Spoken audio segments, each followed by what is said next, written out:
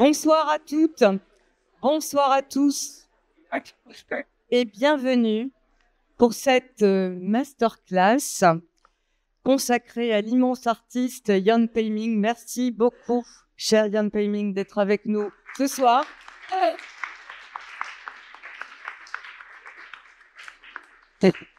Cette masterclass est organisée à l'invitation des Amis des Beaux-Arts, que je remercie de tout cœur pour leur soutien fervent et toujours bienvenu. Merci, chers amis, de votre soutien permanent.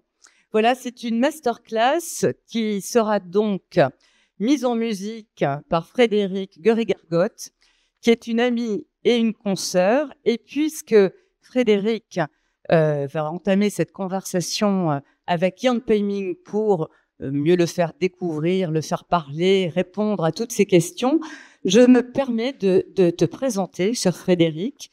Voilà, tu es directrice des musées de Dijon, du musée archéologique, du musée de la vie bourguignonne, du musée d'art sacré, des musées François Rude et du musée des Beaux-Arts. Tu as une immense carrière, même avant d'arriver à Dijon, mais je citerai quelques expositions majeures.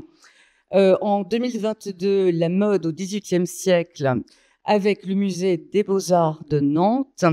En 2022 encore, Vieira da Silva, l'œil du labyrinthe avec le musée Contini à Marseille. Et en 2023, une exposition dont tu étais commissaire, dédiée à un grand artiste que nous aimons beaucoup ici, puisqu'il a été enseignant quelque temps aux Beaux-Arts de Paris, qui est Marc Desgrands-Champs, avec le MAC de Marseille. Et puis, je citerai également deux expositions très importantes réalisées avec l'INHA et qui ont obtenu un label très, très important pour les musées de France, qui est le label Exposition d'intérêt national.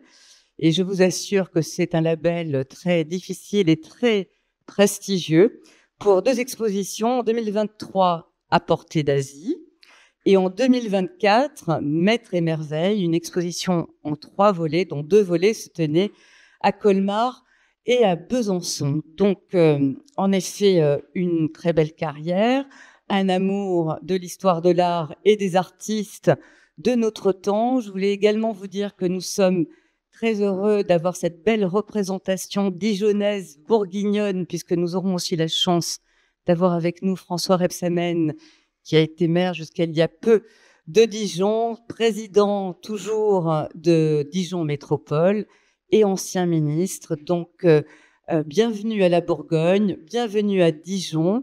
Et je vous souhaite une très, très belle conversation à toutes deux. À tout à l'heure.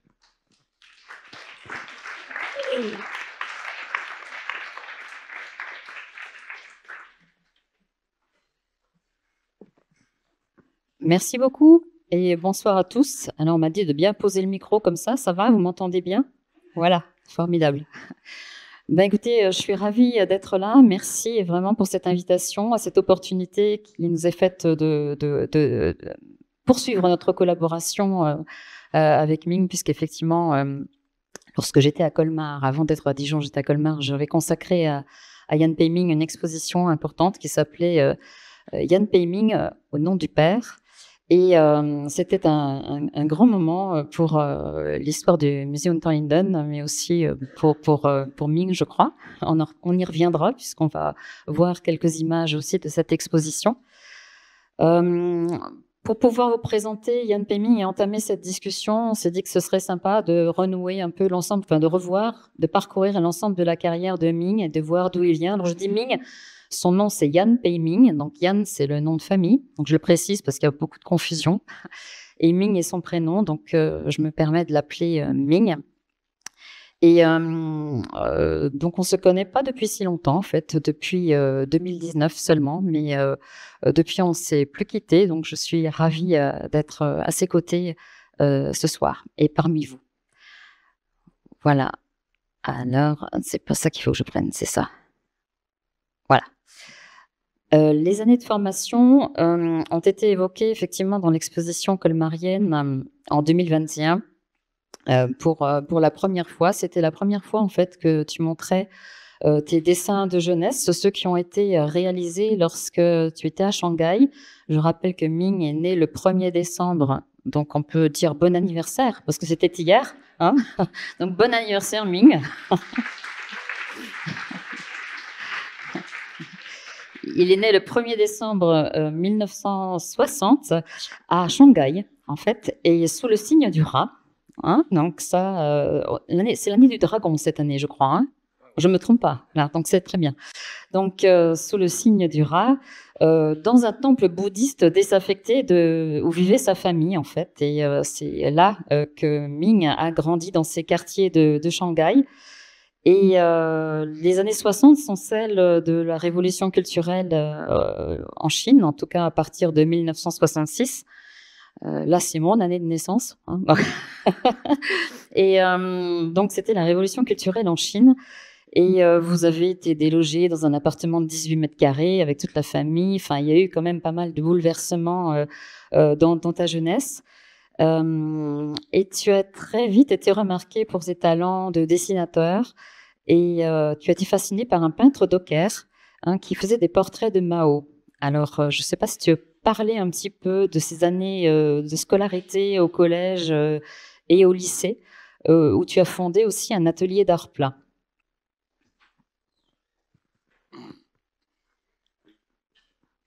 Non, tu parles, c'est tout. Il faut juste parler. Oui. Voilà, mets ton micro, mets ton disque sur le menton. Ah, d'accord. Voilà, que d'abord, je vous remercie une invitation de l'École des Beaux-Arts de Paris. Voilà, ils sont marqués. Est-ce qu'on peut inviter Frédéric? Quand je vois ça, je l'accepte parce que si je suis tout seul, je suis incapable. Voilà. Ouais, parce que devant autant de monde, tout ça. Voilà, donc, oui, et ma jeunesse, que je passais que toute mes enfances jusqu'au lycée à Shanghai. Voilà, une formation de peintre amateur. Ça veut dire qu'au lycée, avec professeur art plastique, on a créé un atelier. Voilà, que sur mes initiatives. Voilà, que c'est moi qui dis, oui, il faut faire un atelier. Voilà, un atelier. Parce qu'à l'époque, il y a plus que de gamin, moins de classe. Ça veut dire on travaille qu'à mi-temps, soit le matin, soit l'après-midi. Voilà, on a le temps de faire autre chose. Et donc, ces années de formation ont été marquées par beaucoup de représentations de Mao. Hein, donc, des représentations que tu faisais plutôt pour des propagandes, en fait, dans la rue. Dans les années Mao, c'était ça, dont on n'a pas de traces, en fait, à ma connaissance, sauf si tu en as retrouvé depuis. Oui, parce que oui, à l'époque, c'est pendant la révolution culturelle, il y a beaucoup de peinture propagande. Voilà, pour exister qu'au lycée, on a créé un atelier de propagande, que ça, on peut avoir toutes les peintures, des feuilles, gratuitement. Voilà, donc ça, c'est une manière, voilà, donc je me toujours débrouiller par rapport à ça. En 1976, Mao Tse-tung meurt. Le 9 septembre, et son corps est exposé à la place Tiananmen à Pékin.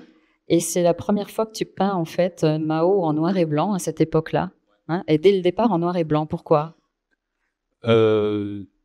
Parce que ça vient de tous les trucs en dessin. Voilà, donc tous les dessins étaient en noir et blanc.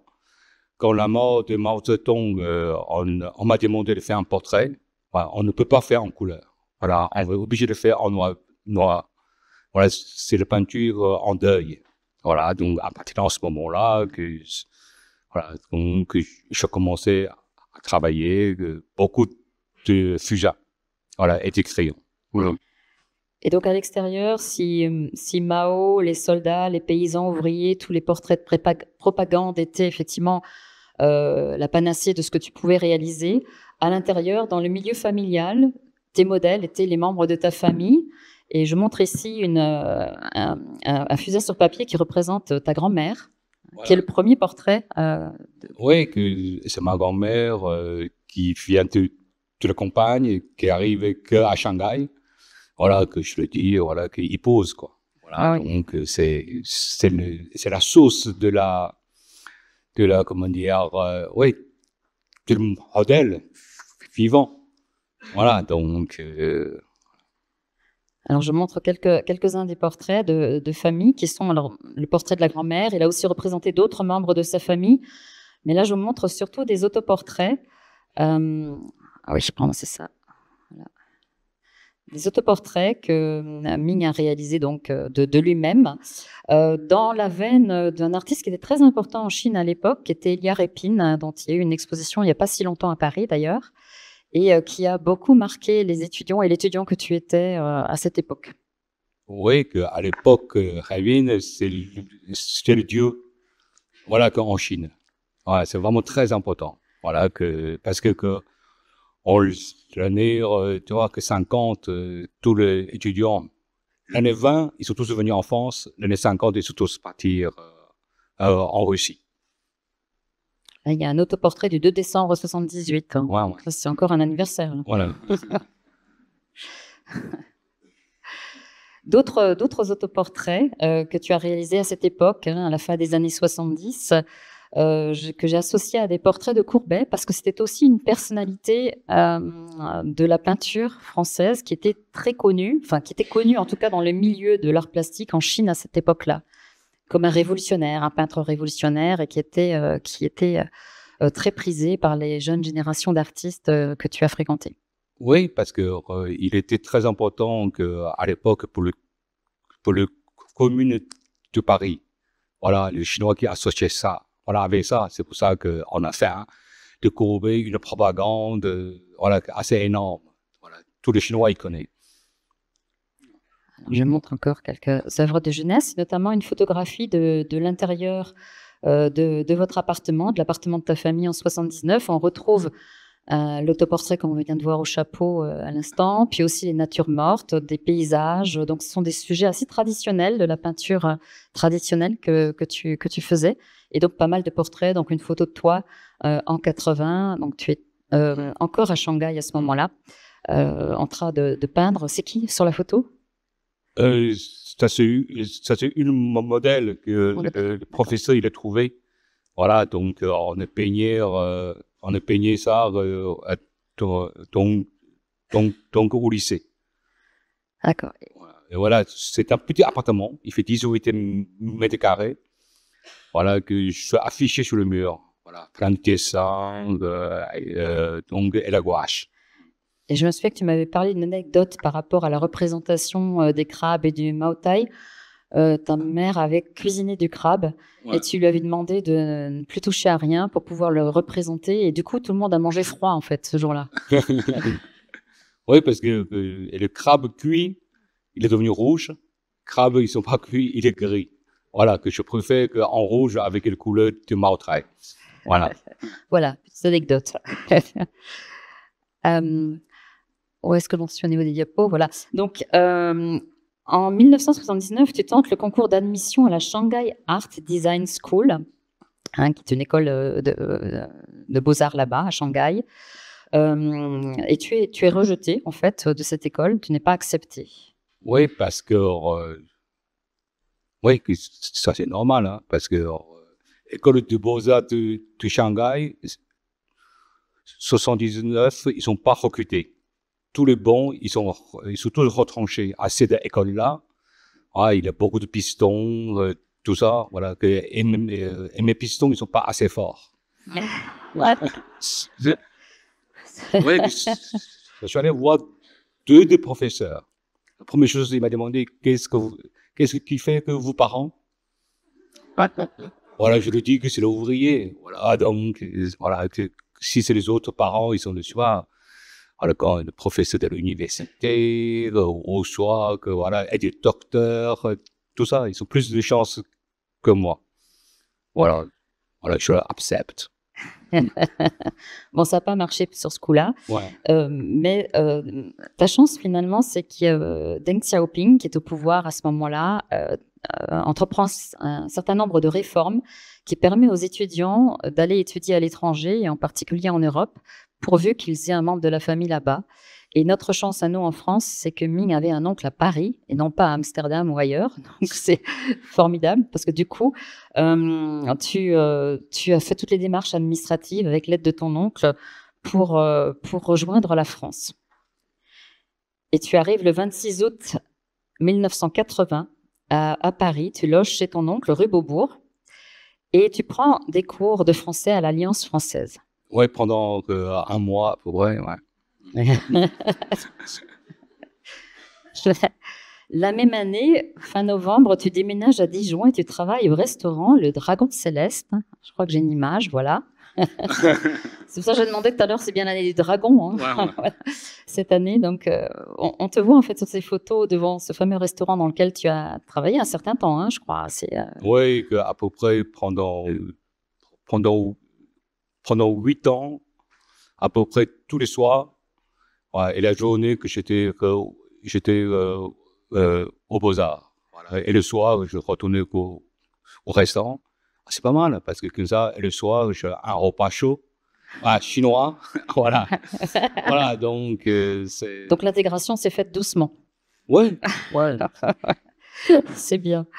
Et à Dijon aussi, tu prends des cours de français au Centre international d'études françaises. Voilà, exactement, ouais. Plus qu'un mois cette fois-ci? Non, ouais, à peu près novembre jusqu'au juin. Ouais, bien, d'accord. Et au début de l'été 1981, tu reviens à Paris et tu t'installes rue Oberkampf chez ta sœur. Et le 7 juillet, alors tu tentes le concours pour rentrer à l'école des Beaux-Arts. Donc là, c'est très drôle hein, quand même. De Paris. De Paris, oui. Il tente le concours pour rentrer à l'école des Beaux-Arts de Paris et il n'est pas reçu. Donc c'est très drôle de se retrouver ce soir ici finalement parce que... Ouais, parce que... C'est bon. Comme quoi? Ça c'est... Ouais, mais je pense que ça c'est à peu près normal, hein, parce que quand je fais l'entretien avec le professeur ici, que tout ce que je sais dire en français, c'est le rôle du printemps, canne à laquer, omelette aux crevettes, tout ça. Voilà, que c'est pas suffisant que pour avoir un entretien assez intellectuel, quoi. Voilà. Donc, malgré que, voilà, je fais plusieurs épreuves, tout ça, je l'ai eu 8 sur 10. Oh, 8 sur 20. Voilà, que je suis encore de preuve. Hein. Oui, c'est bien, il a gardé la lettre. On a failli l'exposer à Colmar et puis finalement on s'est dit non. Ouais. Non, mais c'est le rêve. Voilà, au début, voilà, que je n'ai jamais rêvé, tu vois, entre autres écoles à Paris. Avant de passer le concours, chaque fois que je monte à Paris, je suis infiltré, incognito. À l'époque, il y a une salle de dessin, mais magnifique. Mais non, il n'y a plus. Voilà, il n'y a plus. Voilà, ils sont tous détruits par un des anciens directeurs. Avant, c'était magnifique. C'est à côté, il y a des bancs en semi-siècle. Tous les étudiants libres, ils peuvent y aller. Voilà, donc magnifique lieu. Voilà, je suis infiltré. Il y a 2 femmes, voilà, qui posent. Voilà, et moi je suis infiltré, que je fais le petit dessin. Voilà, et moi je trouve que c'est vraiment très dommage, quoi. Parce que comme ça, voilà, tous les étudiants ils sont un peu libres. Voilà, il reste 1 heure, une heure et demie qu'ils peuvent travailler. Voilà, parce que pour moi, le dessin c'est vraiment fondamental. Et donc, suite à l'échec parisien, donc fin septembre, tu retournes à Dijon. Et là, tu réussis le concours de l'ENSPA, l'École nationale supérieure des beaux-arts, à Dijon. Parce que, heureusement pour Dijon. Oui, parce que après le patron de le restaurant, il m'appelle. Parce que je travaille bien.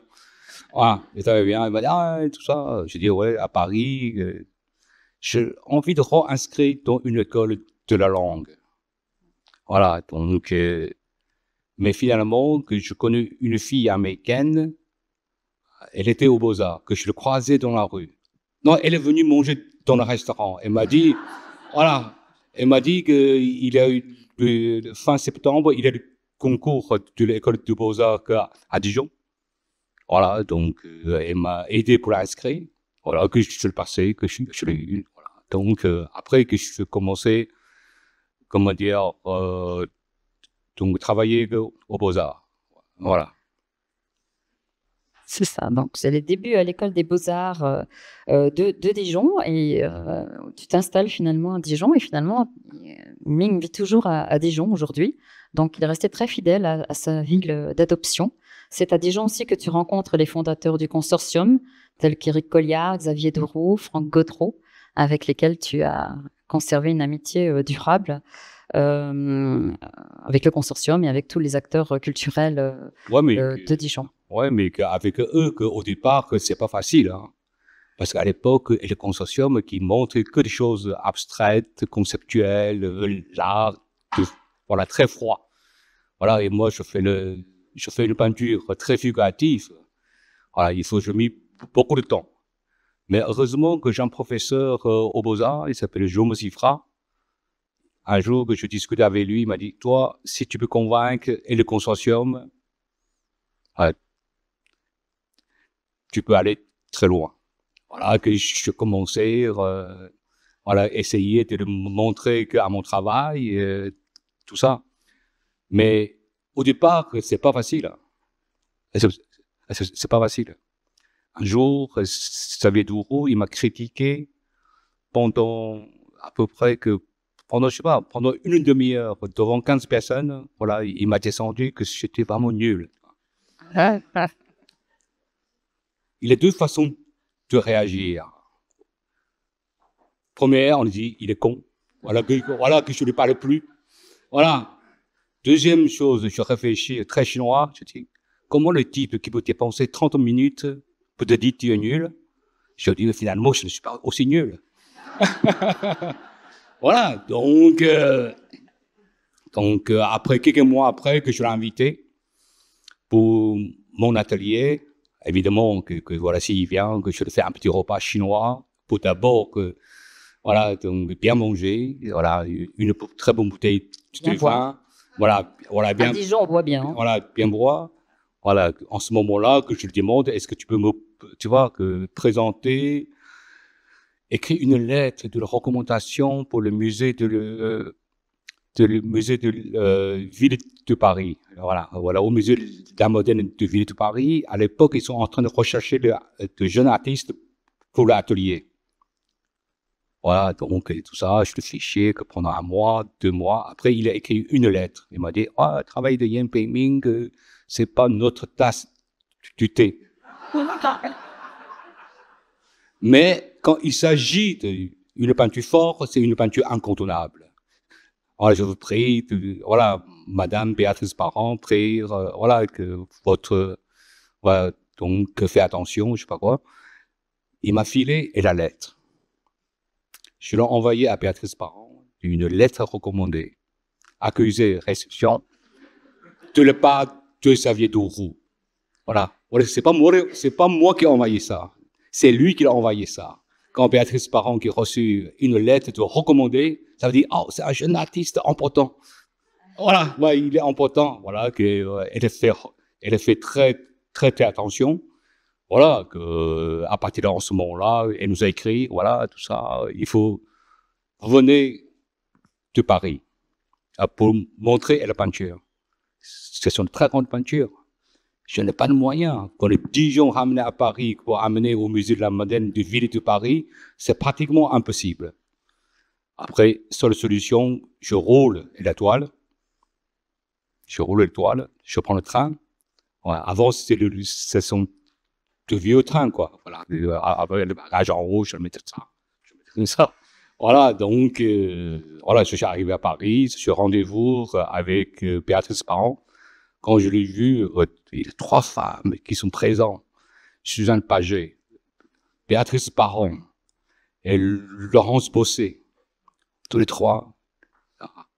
Ça me fait un peu bizarre. Hein, que je me mette par terre, je l'amène, je roulais 4 toiles. La première peinture, voilà, je roulais. Évidemment, que tous les autres, ils n'exprimaient pas trop. Voilà, il n'y a que Suzanne. Voilà, Suzanne Paget qui elle exprime, elle dit, ouais, votre peinture, c'est un peu maniérée. Voilà, je lui dis que, madame, regardez ça, ça c'est une peinture engagée. Voilà. Elle me regarde, elle me dit, vous êtes invitée. Je dis, merci madame. Voilà, que je roule la peinture, que je suis parti. Voilà. Non, mais c'est vraiment, c'est une provocation. Voilà, donc il faut que, voilà, donc voilà, je n'ai rien à perdre. Hein. Soit je réussis, soit que je suis, voilà. Voilà, après, c'est la première fois, je l'ai exposé en 88. Voilà, je pense avril, voilà, 22 avril. Donc là, voilà, tu sortais de l'école, quoi. Voilà, voilà, Ouais. 82. C'est la première fois mon travail qui montrait à Paris. À Paris. Donc, une condition quand même incroyable. Donc, le même exposition, il a Jean-Michel Ortoniel. Voilà. Voilà, donc, c'est... Non, ça c'est assez... Et la chance, il tourne. Voilà, donc, à ma faveur. Donc voilà, quelques œuvres. Là, tu parles de 88. Donc là, tu t'es sorti en fait de l'école des Beaux-Arts de Dijon, où tu as eu ton diplôme en 86. Juste avant ça, donc je vous montre quand même quelques-uns des autoportraits qui ont pu être réalisés par Ming.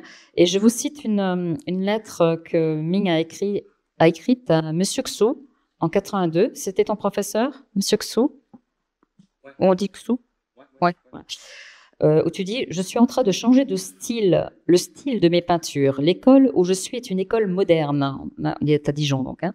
Les professeurs ici guident les étudiants afin qu'ils s'expriment librement. Donc, je trouve ça assez intéressant de voir aussi, par rapport aux autoportraits qu'on a vus tout à l'heure, enfin, juste précédemment, la liberté de style de Ming, qui s'inspire effectivement de tout ce qui l'entoure, de tout ce qu'il voit dans les musées, des expositions qu'il parcourt, l'œuvre de Munch qui effectivement est importante pour toi, d'autres représentations assez osées de la part d'un artiste chinois, les artistes chinois à l'époque, le portrait n'était pas trop le sujet, et le nu encore moins. Donc là, cette représentation de toi nu avec un pinceau et un chapeau que je me suis permis d'associer avec Dürer et Lucian Freund, rien que ça. Pour montrer effectivement cet intérêt, cette obsession à te représenter sous différentes formes. J'insiste un peu sur les autoportraits parce qu'il va interrompre ce travail de représentation de lui-même. Là encore un autre autoportrait plus inspiré du cri, que tu avais appelé à un moment donné le cri d'ailleurs, et sous-titré le cri. Et un portrait très coloré qui est très inspiré, comme on le voit, d'artistes expressionnistes allemands comme Kirchner ici, qu'on retrouve, dont la palette de couleurs se retrouve dans cet autoportrait peint sur toile et monté sur un châssis très précaire en bois et qui date de 83. Cette année-là, c'est l'année 84 en fait où tu rencontres Béatrice Couder, qui deviendra ton épouse et la mère de tes enfants. C'est aussi l'année 83-84 où tu vas à Amsterdam et où tu vois une exposition consacrée à Rembrandt et une autre à Van Gogh. Enfin, tu découvres Rembrandt et Van Gogh au Rijksmuseum à Amsterdam. Et à ce moment-là, tu cesses de faire des autoportraits. Est-ce que tu as une explication par rapport à ça? La fin des autoportraits, l'intérêt pour d'autres sujets? C'était trop grand pour toi? C'était trop... Ça, c'est qu'à un moment, l'autoportrait, pour moi, il est plus suffisant. Voilà, donc je changeais... Tu as fait le tour. Voilà, j'ai changé de l'orientation. Voilà, parce que... tout ce que je fais en Chine, il faut que aux Beaux-Arts, École des Beaux-Arts à Dijon, il faut le lavage et du cerveau. Voilà, un peu plus intellectuel, tout ça. Voilà. Donc, je montre cette diapo parce que Jaume Siffrat avait emmené voir une exposition consacrée à Willem de Kooning au Centre Pompidou. Ouais. Et cette exposition était assez marquante pour toi. Effectivement, tu es passé dans des représentations de femmes nues, de bordel, de scènes de bordel. Dans un premier temps, la dernière année où tu étais à l'école des Beaux-Arts. Je continue. Et c'est en sortant des Beaux-Arts que tu rentres dans un nouveau genre pictural, enfin, que tu entreprends plutôt, de faire le portrait de quelqu'un qui est extrêmement important dans toute ta carrière de peintre, qui est Mao. Et la série des portraits de Mao démarre en fait en 87. Et tu disais, à l'époque, personne ne me connaissait, mais tout le monde connaissait Mao. Donc c'était une façon pour toi de te faire remarquer aussi, peut-être.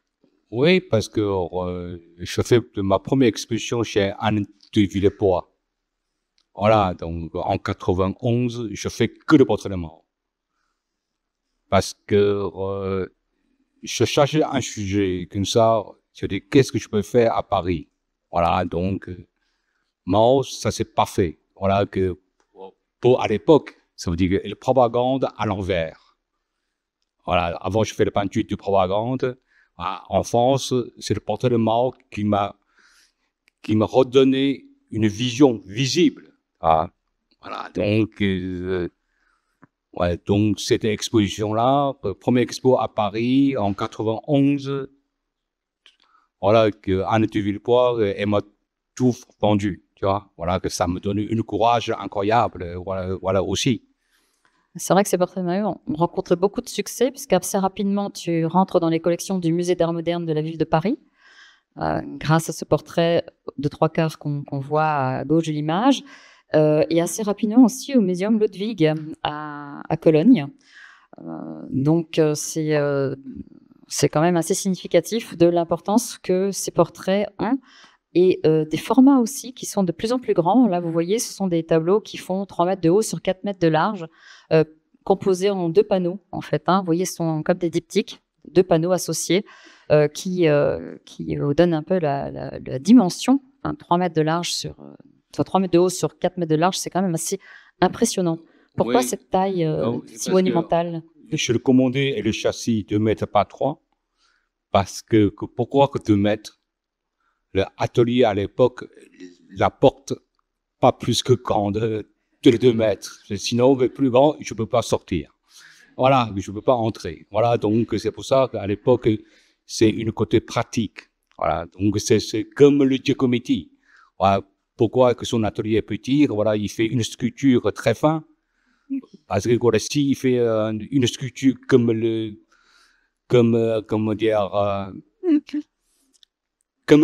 Potero, voilà, il peut pas sortir. Voilà, ouais, il peut faire une seule sculpture. Ça veut dire artiste qui est capable, comment dire, de dompter son lieu de travail. Voilà. Là, je montre juste ces images de la série des Mao d'Andy Warhol, parce qu'en fait, tu prends la même image de propagande que Warhol, mais le but est bien différent. Donc, j'ai mis la citation ici. Je me situe bien sûr à l'opposé d'Andy Warhol, qui fait des œuvres sublimes, mais traite Mao comme une publicité. Moi, je l'aime vraiment. Yeah.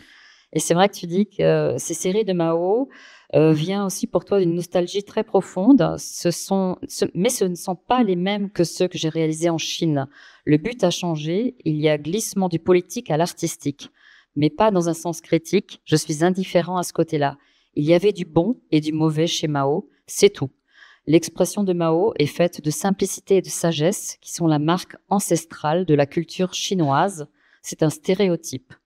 Voilà pour répondre aux questions souvent on me posait, mais pourquoi Mao quand même, représenter Mao, ce dictateur, ce boucher, etc. C'est une approche vraiment très différente que Ming a pu faire de cette icône. Là, une autre série, parce qu'effectivement, cette période où tu peignais des Mao, tu peignais aussi beaucoup d'inconnus, comme un contrepoint, c'est-à-dire qu'il y avait beaucoup de Mao, mais aussi beaucoup de gens complètement inconnus, comme la série des 108 brigands, ici, de 91. Si tu veux peut-être dire quelque chose. C'est que l'école de beaux-arts de Montpellier qui m'a invité pour une résidence. Voilà, que je fais que tout le portrait sur le mur. Après l'exposition, ils sont tous disparus. Voilà que j'étais regretté, mais à mort. Ouais, parce que c'est un travail éphémère. En plus que toutes les peintures que je mets une pochette, je mets que les numéros, 001, 002, jusqu'à 1,08. Ce sont des gens qui sont posés. Ils sont posés, tous les étudiants, les professeurs, tous les gens qui passent dans l'espace de l'expo. C'est un travail, je pense que 108 portraits, je le fais à peu près pendant 2 semaines. Voilà. C'est rapide. Hein? Oui, parce C'est très rapide, que je suis obligé d'aller très vite parce que les gens, ils sont pas très patients. C'est un argument. Voilà. En 91, ça fait 1 an que tu as pris la nationalité française et de ce fait, tu as perdu la nationalité chinoise en devenant français. Oui, parce que les Chinois, ils n'autorisent pas du tout double nationalité. Si on a acquis une nationalité étrangère, on a automatiquement perdu son propre nationalité. Voilà, que pour moi, il n'y a pas de problème. Voilà, que rien que le visage et mon nom, que je peux pas changer non plus. Hein. Voilà, que je suis toujours, voilà, que personne m'a dit, ah, vous êtes français. Je dis, ouais, que non, ça va, qu'il n'y a pas de problème parce que je l'aime profondément la France. La France qui m'a donné que beaucoup de chance. Voilà, que beaucoup de, comment dire, énergie. Voilà, c'est la France qui m'a tout donné, quoi. En 91, tu te maries avec Béatrice et c'est aussi l'année du premier retour en Chine, hein, depuis 10 ans que tu es en France, où tu retournes la première fois cet été-là en Chine. Après l'exposition collective, j'ai eu une salle au centre Pompidou. Voilà, en ce moment-là, j'ai osé entrer en Chine, 11 ans après. Ouais. Dans la série des œuvres qui se trouvent aussi dans les collections publiques françaises, je voulais montrer aussi, tous les panneaux n'y sont pas, il y en a 7, là vous n'en voyez que 4 ou 5. C'est la série des survivants que tu as réalisée en 2000 et qui ont été acquises peu de temps après par le Centre Pompidou, aussi d'immenses formats qui envahissent tout l'espace. Et tu as en 2003 aussi ta première exposition au Musée des Beaux-Arts de Dijon. Après Mao, il y a un autre sujet fondamental dans ta peinture qui apparaît, c'est le sujet du père,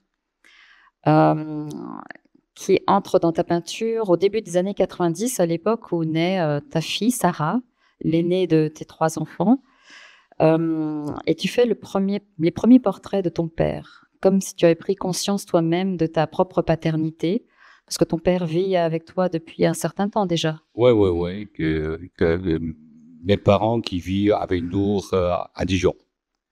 Voilà. Donc là, on a un triptyque qui avait été présenté aussi à Colmar, les 3 Chinois, le père, l'inconnu et Mao, un triptyque de 94. Et ça, c'est intéressant parce qu'on a à la fois l'icône Mao et 2 inconnus, dont le père qui n'est pas inconnu pour toi, bien sûr, mais ils sont associés, ils ont la même taille, ils ont 3 mètres tous les 3. Donc, il n'y a pas de hiérarchie, en fait, dans cette représentation. Et les 3 personnages sont vraiment représentés au même niveau d'intérêt et d'attention dans ta peinture. C'est la peinture que j'aurais réalisée à la Villa Médicis, que j'étais pensionné en 93-94. Voilà, je continue. Et c'est cette année 96 où tu fais une série très importante, on en avait dénombré plus d'une vingtaine, de portraits de ton père, qui ont tous un qualificatif. L'homme le plus doux, père de l'artiste. L'homme le plus faible, père de l'artiste. L'homme le plus paresseux, père de l'artiste, etc., etc. Peux-tu nous parler de cette série? C'est imaginer qu'un enfant, comment il imaginait son père. Voilà, que quand on était jeune, on imaginait son père, l'homme le plus intelligent, voilà, et le plus florissant. Quand on était devenu adolescent, peut-être un peu plus énervant, tout ça, on veut dire, oh, finalement, il est nul, tout ça, je sais pas quoi. Voilà, que c'est imaginer de l'âge de l'enfant, comment il est vu chez son père. Voilà, que je fais une grande série, l'homme le plus, très grand format aussi. Ça, c'est le petit format, qu'il est posé. Ouais, tu as le modèle sous la main, en Ouais. fait. Cette année-là, tu avais 2 enfants. Du coup, Luc est né en 94. Voilà. Donc, la figure du père continue d'être très présente, en fait, dans tes représentations, dans tes tableaux. Je voulais peut-être lire une citation que je trouvais assez jolie, où tu dis « Je ne fais pas trop de différence entre Mao et mon père. On nous a toujours dit en Chine que Mao était plus important que notre père, mais moi, je n'étais pas d'accord. Évidemment que Mao, c'est le père. » Voilà, donc ça, c'était une citation de 2004. Ou alors, actuellement, je réalise beaucoup de portraits de mon père avec la même énergie que je mets dans les portraits de Mao. Ce qui m'intéresse ici, c'est la confrontation entre une figure mythique et celle d'un inconnu. Les rôles sont inversés. Là, c'est une citation qui date de 96. Voilà. En 95, tu es nommé professeur de peinture et de dessin à l'école des Beaux-Arts à Dijon. Et tu restes prof jusqu'en 2007. Peux-tu nous parler de cette expérience de professeur? Oh, je trouve que, au départ, évidemment, que je donnais beaucoup d'énergie. Chaque semaine, il y a 30 élèves qui vont manger chez moi. Voilà que ouais, mais que je pense que c'est l'énergie que je donne. Il n'y a pas trop de retour. Voilà que c'est un peu sens unique. En même temps, c'est tous les élèves qui travaillent avec moi, ils ont un peu de souffrance parce que quand je trouve un élève est bon, pour le bilan, souvent, il passe pas. Parce que entre le professeur, il faut le voter. Je dis, mais depuis quand l'art était devenu démocratique? Voilà, donc, moi je le dis, voilà, si un des professeurs qui vous défend, je suis d'accord. On n'a pas besoin de voter. Voilà, donc le système de l'école des Beaux-Arts que je ne supportais plus, c'est comme en 97, j'étais dans le jury de l'école des Beaux-Arts de Paris. Il y a une fille portugaise, ça me rappelle très bien. Elle fait une peinture dans un atelier, il s'appelle Atelier Caron. Elle fait que des bouquets, voilà, donc, et des fleurs. Des bouquets de fleurs. Ouais, mais elle fait plein. Voilà, la peinture lui-même était intéressante. Voilà, mais le jury en a voté. Voilà, elle n'a pas eu son diplôme. Ses parents, ses sœurs, ses frères, ils sont tous devant et le couloir avec des bouquets de fleurs. Ah, putain, elle a raté son diplôme, mais j'étais vraiment énervé. Voilà, ils ont voté. Voilà, ils ont voté, mais je dis, mais non, elle fait une peinture. Le sujet lui-même, elle peut changer. Voilà, l'école des Beaux-Arts, c'est un pont. C'est pas la fin d'un jeune, voilà, elle soit à peine 22 ans, 23 ans. Voilà, en plus qu'elle a fait un travail vraiment. Et moi, je trouve que c'est vraiment intéressant. Voilà, qu'à l'époque, il faut faire un travail intellectuel, conceptuel, tout ça. Voilà, donc, et moi, je trouve que c'est. En plus, elle était. École des Beaux-Arts, je trouve qu'elle est anti-système. Voilà, que son professeur, voilà, qui. Fais attention à ce que tu dis, on est aux Beaux-Arts là. Hein. Ouais, mais c'est pas grave. C'est pas grave. Voilà, donc, c'est. Voilà, mais voilà, que. Ça me rappelle encore, il y a un an que j'étais à Sable-d'Olonne et le président, voilà, et le jury, c'est le Titi Soma. Semaine, oui. Ouais, Titi Soma. Voilà, elle me parle de encore elle. Voilà, aussi. Ça veut dire que on peut pas oublier. Voilà, une fille qui travaille, tu vois, qui est tellement différente que les autres élèves. Voilà, pourquoi on n'a pas donné? Ouais. Voilà, donc, elle peut faire fleurs, elle peut faire autre chose. Voilà, donc c'est voilà. Donc oui, parce que il y a d'autres jurés, voilà, qui veulent une référence intellectuelle, philosophique, tout ça. Voilà. Donc le milieu des années 90, c'est aussi ta participation à la Biennale de Venise, où tu es invité par Jean Clair. En 87, tu installes ton atelier à Dijon, avenue Gustave Eiffel. Tu avais déjà ton atelier à Dijon, mais c'était rue Buffon. Ouais. Donc là, tu as ce grand atelier que tu as toujours, avenue Gustave Eiffel. Et l'année 2003, c'est l'année du décès de ton père. Alors, j'ai voulu montrer ces images parce que certains d'entre vous se souviennent peut-être de l'exposition que tu avais faite à Orsay sur un enterrement à Shanghai qui évoquait le décès de ta mère. Et on retrouve en fait en 2018, soit 15 ans après ces deux portraits-là. C'est les deux peintures que je l'ai fait avant. Avant qu'il meure, oui. Ouais, avant qu'il meure, ouais. Et on retrouvera 15 ans plus tard, dans les représentations du décès de ta mère, en tout cas dans ce magnifique tableau qui fait référence à Courbet et qui s'intitule Un enterrement à Shanghai, cette même palette extrêmement claire, blanche, la couleur du deuil en Chine, avec ces corps allongés et ces fleurs qui entourent ici ton papa. Voilà. Et aussi ces deux très très beaux travaux, enfin une peinture à gauche et ces aquarelles. Alors le travail d'aquarelle, tu le commences en 2006, hein, donc c'est quelque chose sur une technique que tu entreprends assez tardivement et en Chine, je crois. Mais que je le fais quand j'étais très jeune. Voilà. Tu avais commencé avant. Ouais, très jeune. Tu l'avais interrompu. Voilà. Et repris en 2006. Oui, parce qu'à l'époque, je travaillais pas mal, pas mal à Shanghai. Parce que je trouve qu'aquarelle, pour moi, c'est un travail nomade. Voilà, je peux rouler, je prends l'avion, je pars avec. Voilà, donc c'est tellement efficace. Ouais, mais même les aquarelles, elles font 2,50 m de long, quoi. Donc, ouais. Donc c'est pas, mais un format 4, quoi, ni A3. Ouais, mais que dans le stade d'avion, à l'époque, j'ai un copain qui travaillait à la Air France. Je prends un billet économique, il m'a surclassé en business. Ouais, en plus, elle a envoyé un téleste à l'aéroport de Shanghai. Il m'a dit, voilà, l'homme important, c'est Yan Pengming, il faut veiller, tu vois, tout ça. Voilà, que tout le bagage, je peux l'envoyer en France, sans problème. En tout cas, on avait présenté cette aquarelle à Colmar et elle était absolument magnifique. Et c'est très, très beau et touchant de voir vos deux visages juxtaposés qui se regardent sans se voir. Et c'est assez symptomatique des portraits de ton père, toute cette série des portraits de son père des années 90.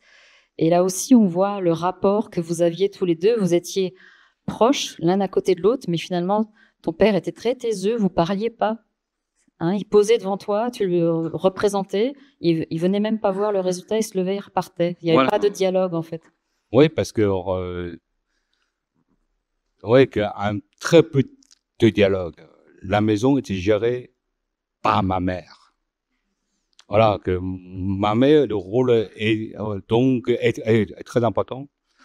Mon père, il travaille, mais il travaille que la nuit. Ça veut dire que voilà, dans la journée, il dort. Rien. Et autre sujet, le sujet de ta mère, que tu n'as représenté qu'une seule fois de son vivant. Ah, donc ça aussi, il faudra que tu nous expliques pourquoi tu as tant représenté ton papa et pourquoi tu n'as représenté ta mère en vie qu'une seule fois, enfin de son vivant qu'une seule fois, dans ce diptyque qui s'appelle Mom and Me, où on voit ta mère avec un jeu de cartes en main et il y a sur la table des cartes posées et un roi de pique, si je vois bien, retourné, et qui est ton portrait. Voilà. C'est ça. Et toi, à côté, dans cette position de l'enfant, en yoga, on parle de position de l'enfant quand on a cette position-là, en tout cas dans cette adoration face à ta mère, où tu es complètement nu et en admiration, en adoration plutôt devant le portrait de ta mère. C'est une peinture, il y a une grande histoire. J'étais voir un conservateur au musée des Beaux-Arts de Pékin. En 2013, voilà, il m'a dit que t'as pas assez connu en Chine, tout ça, le Beaux-Arts, tout ça. Voilà, que il veut pas que. Vous allez dire, et mes dossiers présentés par une femme étaient rejetés par le musée de Beaux-Arts de Pékin. Après, je me disais que voilà, moi, je suis à genoux, uniquement devant ma mère. Mais pas vous. Voilà, on a trouvé un autre lieu, on a fait l'expo. Voilà, donc voilà, c'est pour ça. Voilà, qu'il y a une signification. Voilà, que pourquoi je suis à genoux devant ma mère, mais pas aux autres. Et en 2018, ta mère décède. Et c'est un an, en fait, avant la rénovation du musée des Beaux-Arts de Dijon. Et le musée des Beaux-Arts de Dijon, rénové, est inauguré en mai 2019.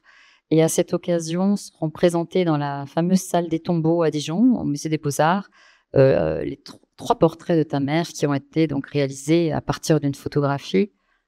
Oui, parce que les photos, c'est moi qui les fais à l'hôpital de Shanghai. Voilà, il y a 3 murs, comment dire, tombeaux du duc de Bourgogne. Je pense qu'associé, c'est vraiment extraordinaire. Pourquoi? Il est tout le pleurant, il pleure. Voilà, donc voilà, associé, ma mère est morte, tout le pleurant, ils sont là. Voilà, donc pour moi, il a beaucoup de signification. C'est pour ça que je fais les 3 portraits, il fait 3 mètres hauteur par 2,50 m. Il y avait aussi dans cette exposition une série d'aquarelles représentant ta mère qui également font 1,50 m de haut, hein, donc toute une série impressionnante d'aquarelles. Oui, parce que ma mère est morte 2018. Voilà, que ça me fait une traumatise parce que je crois que ma mère elle va vivre jusqu'au, tu vois, que 90, 92, 93, mais pas aussitôt, quoi. Ça veut dire que je veux passer un moment avec elle, voilà, en faisant son portrait. Voilà. Donc là, on voit les portraits de sa mère et aussi une série d'aquarelles représentant les différents pleurants des tombeaux des ducs de Bourgogne qui sont donc, dans les collections du musée des Beaux-Arts exposées dans la salle des tombeaux. Et 3 de ces pleurants sont représentés ici sur fond noir. Tu peux nous dire un peu comment, parce que moi, il m'avait fasciné ces pleurants, la manière dont tu fais les aquarelles, parce que tout ce qui est blanc, en fait, est en réserve finalement.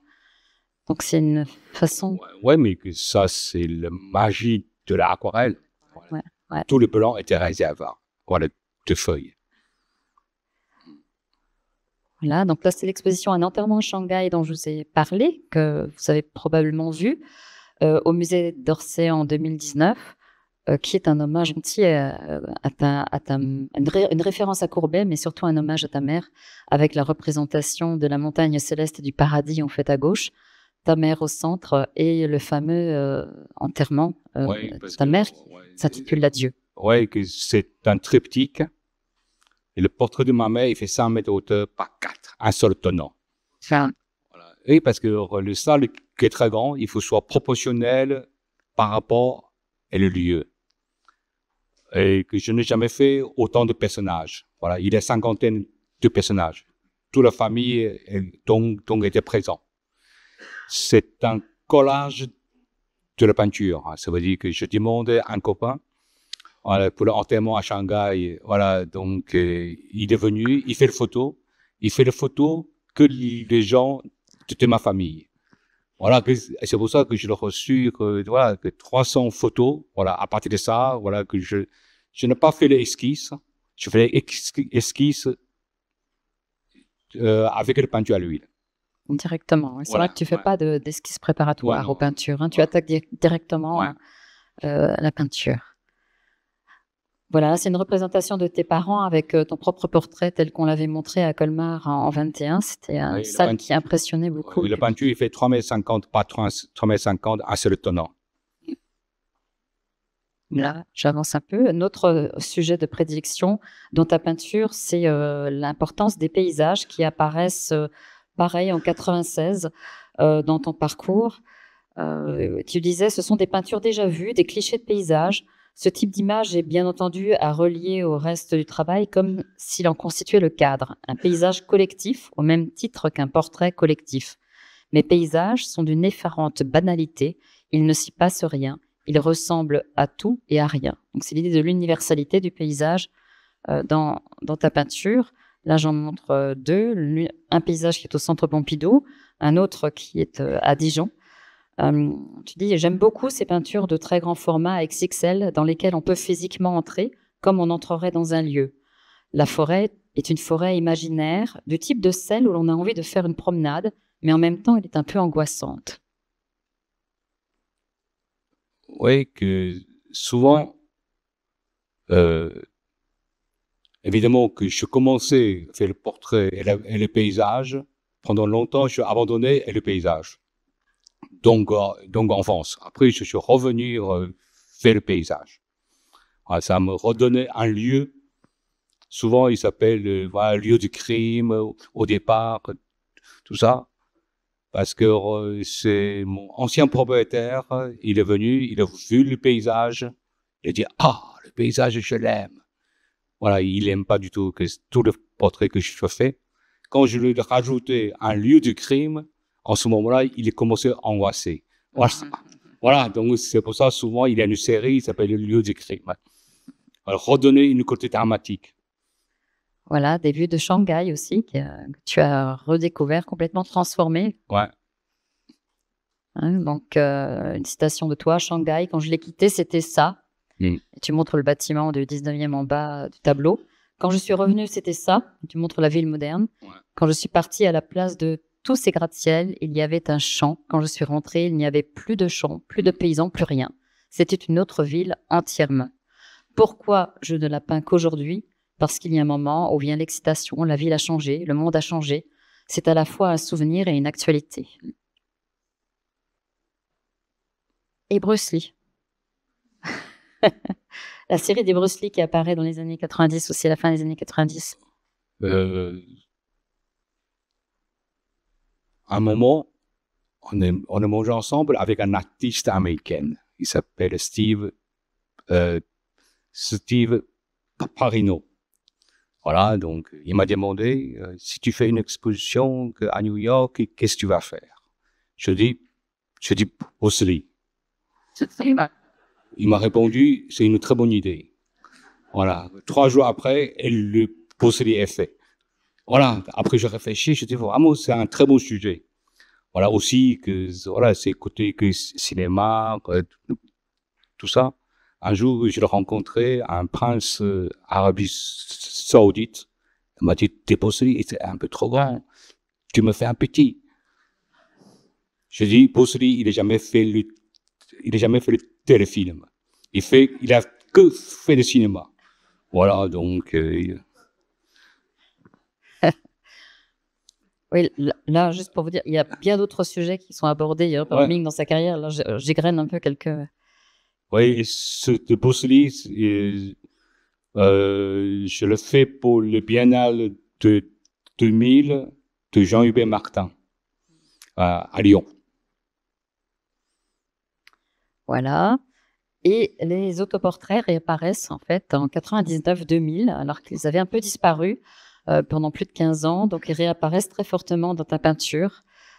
Encore une fois, alors que c'est Rembrandt et Van Gogh qui avaient fait que finalement tu avais abandonné le sujet de l'autoportrait, tu y reviens après avoir vu l'exposition Rembrandt by Himself à la National Gallery à Londres en 99. Avec, par exemple, cette série de 5 autoportraits qui forment un tout, un polyptyque, un quintique de 99, qui est l'année du retour, en fait, de l'autoportrait de manière assez significative et répétitive dans ta peinture, avec ces contrastes lumineux qu'on peut rapprocher, effectivement, de la lumière de Rembrandt. Un autre autoportrait qui est au Musée des Beaux-Arts de Dijon, exposé actuellement. Mais il y a aussi une réflexion existentielle sur la vie, avec le passage du temps, dans cet autoportrait aux 4 âges de 2006, qui avait été présenté à Colmar, que j'ai juxtaposé avec les réflexions aussi de Gerhard Richter, qui est aussi un artiste qui est une référence pour toi, que tu apprécies beaucoup, je crois. Oui, évidemment. Voilà. Et la représentation aussi à Colmar de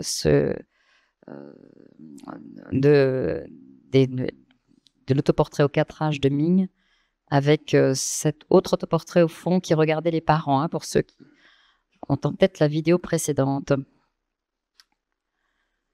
Et les sujets d'histoire de l'art que tu abordes effectivement à partir de 2008 et à partir de ce tableau qui s'appelle Exécution après Goya. Comment est venu ce sujet de l'histoire de l'art dans ta peinture? C'est pour une exposition collective à Madrid. Le commissaire d'exposition, c'est Bernard Macadé. Voilà, et le titre de l'exposition, c'est le rouge, blanc. Le blanc rouge. Voilà, le blanc et rouge. Voilà, c'est le drapeau français. Ouais. Voilà, donc à partir de là, en ce moment-là, je dis qu'est-ce que je peux faire? Je fais une peinture spéciale pour donc après Goya. Voilà, parce que ça, c'est les soldats Napoléon, tout ça, avec le voilà. C'est ouais, on se voit. Voilà, d'autres références de l'histoire de l'art importantes lorsque tu es invité au Louvre et que tu peins les funérailles de Mona Lisa. Donc, Mona Lisa a 2 N volontairement parce que c'est le nom italien. Voilà. Il n'y a pas d'erreur dans la diapo. Et où tu représentes la Joconde entourée de paysages et de part et d'autre de la Joconde, ton propre portrait face alité à celui de ton père malade dans son lit. Tu veux dire quelque chose sur cette installation? Oui, parce que quand on m'a invité, Henri Loiret qui m'a invité pour l'exposition au musée du Louvre, c'est le Marie-Laure Bernadac. Voilà, elle est commissaire. Elle m'a demandé est-ce que tu vois des autres artistes associés avec toi? Je dis pourquoi? Elle m'a dit oui, que ça fait un U, on peut inviter que 2 artistes voilà, à gauche et à droite. Non, je dis non, j'ai un projet, je vais utiliser tous les U. Je dis voilà, je n'ai pas besoin d'autres artistes parce que il y a que les artistes qui sont au Louvre. Voilà, donc voilà. Après, elle m'a dit tu veux une exposition personnelle? Je dis mais évidemment. Voilà, c'est pour ça que c'est un projet qui est tellement gigantesque. Je leur occupais tout l'espace pour ne pas un autre artiste qui peut entrer. Voilà. Oui, les motivations parfois. Oui, parce que aucun sens. Voilà, une exposition, il n'y a qu'un U avec 3 artistes. Voilà, chacun qui peut présenter une seule peinture. Voilà, que sinon on peut rien faire. Voilà, donc à partir de ce moment-là, je restais souvent au Louvre avant le projet, ce que je regardais. Quand les jours que je trouvais les idées, et le Mona Lisa. Je le dis au départ, je dis je veux faire le portrait de Mona Lisa, mais je ne sais pas comment je peux le déployer. Tout ça, je restais là-bas souvent le mardi, le musée est fermé, j'étais seul, tout ça, tout. Quand les jours que j'imagine le portrait de Mona Lisa et le derrière, ce sont un fond, c'est le l'ombre portrait de Mona Lisa. Voilà, en ce moment-là, et le projet est né. Le paysage est prolongé. Voilà, voilà, c'est comme le père, le fils de Sainte Mona Lisa. Voilà. Voilà, ça c'est le projet. Voilà, d'autres sujets de l'histoire de l'art abordés dans ta peinture avec Mara, ou la représentation du pape Innocent X. Mais pour le pape Innocent X, là, tu t'inspires plus de Bacon. Non, parce que c'est difficile après Bacon. C'est plus évident, c'est après Velázquez. Ouais. Voilà, Bacon, il est tellement déformé que c'est un peu difficile. Voilà, que je pense qu'il faut aller rechercher source lui-même. Voilà. Picasso, bien sûr. Picasso avec sa sœur. Avec sa sœur, oui. Ouais. Tu veux dire quelque chose? Voilà. D'autres sujets que tu abordes, effectivement, à partir de 2011, c'est le début de la série sur la guerre, les catastrophes, les instabilités politiques, les assassinats, que tu abordes donc dans sa peinture, souvent sous forme de diptyque, avec une certaine violence. Le sujet du 11 septembre, ou comme ce triptyque Ruines du temps réel, qui montre la destruction de la ville antique de Palmyre par l'État islamique en 2015. Donc, tu peins ce triptyque à cette époque-là. Donc, à gauche, le forum romain au centre, donc l'Antiquité, et la bataille d'Alep en Syrie toujours se déroule à ce moment-là. Enfin, on voit Alep tout à droite dans ces années-là, entre 2012 et 2016. Donc, c'est un tableau d'actualité, en fait, où tu réagis face à une actualité. Ça, c'est une exposition, je l'ai préparée pour le Villa Médicis de Rome. Les temps modernes. Il est en train d'exposer voilà, au musée à Lens. Voilà, en ce moment. Au Louvre-Lens, hein, oui. Ils sont visibles au Louvre-Lens. Voilà. Avec des bateaux de migrants, aube noire. Voilà, un qui est terrestre, un qui est maritime. Maritime, oui. Et les assassinats politiques. Vous voyez bientôt, parce que moi, l'image est tronquée. Ah ouais, c'est tronqué. Bon, c'est pas grave.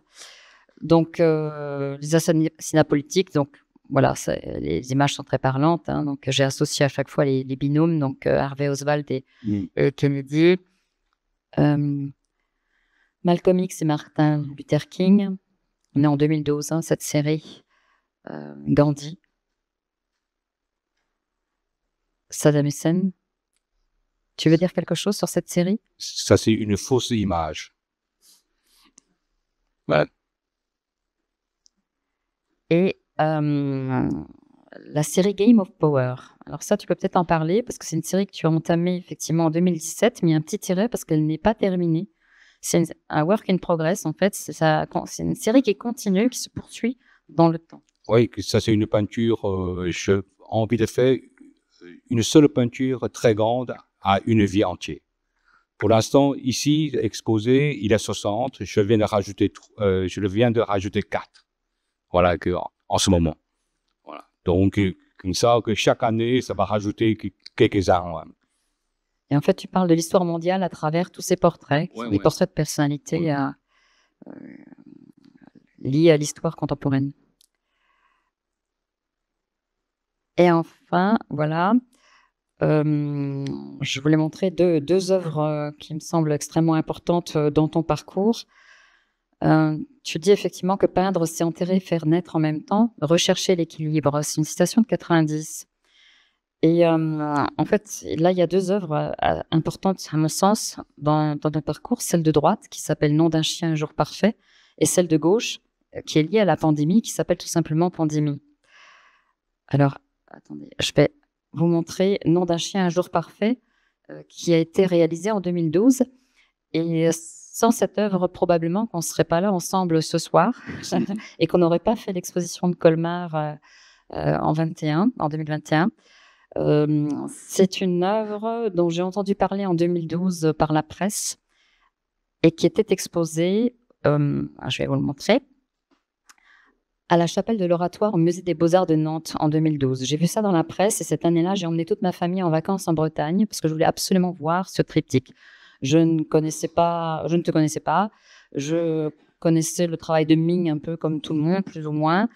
Et j'étais très, très surprise. En 2012, c'est l'année, en fait, où j'exposais face au retable d'Issenheim l'ensemble des corps d'Adèle Abdesmed, qui reprenait le Christ en croix crucifié de Grunewald. Et j'étais donc dans le sujet des crucifixions contemporaines. Et je vois cette image et je me dis, mais c'est qui ce peintre chinois? Enfin, je ne savais pas que tu étais français à ce moment-là. Que ce peintre chinois qui s'empare d'un sujet aussi christique qui se représente comme ça, comme un autoportrait en pied, comme le Christ entre deux larrons, dans des formats visiblement monumentaux. Donc, c'est 4 mètres de haut quand même. Ça m'intriguait et voilà, c'est souvent par curiosité que je réagis aussi. Ça m'intrigue. Je me dis, mais c'est très, très bizarre. Pourquoi? Enfin, je voulais voir ça. Et ça a été un choc émotionnel et physique pour moi de voir cette œuvre-là. Et je m'étais dit, à ce moment-là, le musée Untonen était aussi dans des travaux d'extension. Et j'avais gardé ça dans ma tête en me disant, un jour, probablement, je ferai quelque chose avec Ming sans savoir quoi. Mais bon, ça m'avait vraiment marqué. Et et finalement, quand on s'est rencontrés en 2019 et que je t'ai proposé une exposition à Colmar, je t'avais dit tout de suite, je tiens vraiment à ce que ce triptyque soit dans l'exposition. Oui, que c'est une exposition que je l'ai dépannée une amie conservatrice. Blandine Chaban. Blandine Chaban. Elle est en catastrophe, un artiste qui vient de annuler son projet. Voilà. Est-ce que tu peux me dépanner que tout ça? L'espace, je connais. Voilà, parce que j'étais en 90, je suis en résidence franque du pays de la Loire, que je connais cet espace-là. Après, je fais le repérage. Je dis, OK, je veux te dépanner. Voilà, donc un mois après, la peinture est faite. Voilà, donc souvent, c'est les générosités qui peuvent rapporter autre chose. Voilà, une peinture exceptionnelle, un truc comme ça. Voilà, donc c'est pour ça que souvent que je suis je dépanne à les autres. Voilà. Après, il est le retour vers une exposition qu'avec elle. Et c'est vrai que ça m'avait fasciné parce qu'on a vraiment la représentation de Ming en pied, ce qui est exceptionnel. Hein, c'est la seule fois, sauf le dessin qu'on a vu tout au début des années, tout début des années 80 lorsqu'il était à Dijon. C'est la seule fois en fait où tu te représentes complètement en entier, debout comme ça, dans un espace totalement abstrait. On ne sait pas si tu es en lévitation, comme en lévitation dans l'espace abstrait. Oui, qu'on ne sait pas, est-ce que c'est pour descendre ou si tu tombes ou si tu t'élèves. En fait, effectivement, il y a ce côté en apesanteur. Il y a une ambiguïté. Ouais. Et c'est vraiment une œuvre exceptionnelle et impressionnante, vraiment très, très impressionnante à voir. De toute façon, ta peinture, elle est très physique. Il faut, comme toutes les peintures et toutes les œuvres d'art, il faut les appréhender, bien sûr, physiquement. Et l'autre tableau que je voulais montrer, c'est celui que tu as peint pour Colmar. En fait, l'exposition colmarienne était une exposition faite d'œuvres empruntées exclusivement au musée, aux collections particulières, galeries, ateliers. Enfin, il y avait un peu de tout, mais il y avait de place que pour une œuvre. Je voulais vraiment pas que ce soit une exposition que tu réalises, mais que ce soit une exposition qui soit consacrée. Et donc, je t'avais proposé un mur en disant, voilà, là, tu as carte blanche, qu'est-ce que tu veux montrer? Et très rapidement, c'était l'année de la pandémie. Et tu as entamé ce tableau dans la deuxième vague de pandémie. La première, c'était en début d'année. Et là, à partir du 30 au 31 octobre, on était de nouveau en confinement. Et tu as entamé ce tableau en plein confinement, en t'inspirant à la fois de l'actualité, celle de la pandémie, mais aussi du chef-d'œuvre du musée Unterlinden à Colmar, qui est le retable d'Isenheim, qui représente en son centre une crucifixion et qui, sur deux panneaux, comme ici, deux panneaux en bois pour Grunewald et ici deux toiles gigantesques, sachant que le retable d'Isenheim évoque dans tous ces panneaux l'histoire de la pandémie du XVIe siècle, qui est le feu de Saint-Antoine ou l'ergot de seigle, qui est évoqué en fait dans ce retable-là. Donc comme un écho contemporain d'une pandémie du début du XVIe siècle, ou d'une pandémie de la fin du Moyen-Âge ou du début du XVIe siècle, tu as représenté ici la pandémie contemporaine. Est-ce que tu veux dire Oui, qu'est-ce que je peux faire en ce moment-là? On est confiné dans l'atelier.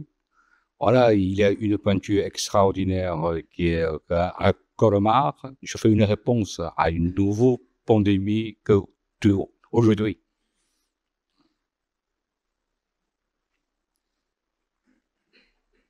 Voilà, le tableau achevé. Là, vous avez vu le tableau en train d'être constitué.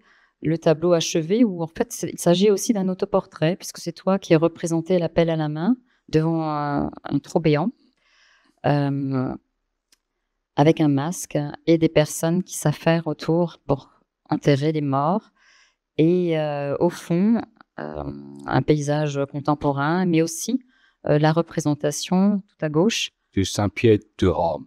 Ou Saint-Pierre de Rome. Donc une image, un tableau extrêmement puissant qui finissait l'exposition colmarienne. Et voilà, j'ai terminé. Je finis avec Bruce Lee. Merci. Dragon céleste rouge. Merci.